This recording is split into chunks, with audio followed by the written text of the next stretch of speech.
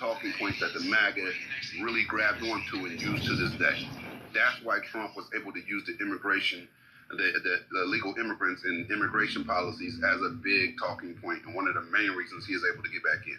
If they had been taking care of that midterm, year 2, year 3, and not letting record numbers of crossings happen, we wouldn't have these problems. I promise you, he might have made it back in the office, but he would have had a lot harder path to do so.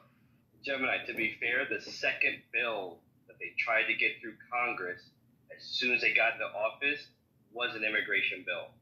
Look that up. They didn't wait until midterms. I know what you're talking about, but when I tell you, almost the second bill that they tried to get passed, as soon as Biden got into office, it was an immigration bill.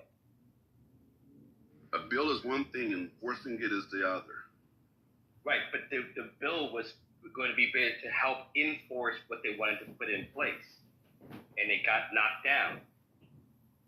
Right, but he's saying until the bill gets passed, still enforce, right? Do something. And that's what Trump is doing now. Even under some of the most harsh videos of arrests, right, where I'm seeing super violent arrests of people that seem to be peaceful during the arrest, and they're still getting bloodied up, right? You still see people underneath that, and the majority of the comments are saying something along the lines of, this is what I voted for. That's what I came for. I don't see anything but an arrest, a lawful arrest, right? So people are very, very adamant about their stance on that. Like, that hasn't changed. It needed to be addressed, because clearly that was a big deal to a lot of people. But the way it's being addressed is fucked up. It's inhumane. I think in many respects it was made a big deal because they were told it was a big deal. And then they're like, okay, yeah, it's not a big deal. Not because it was necessarily a big deal. That was my point. Guided to that conclusion.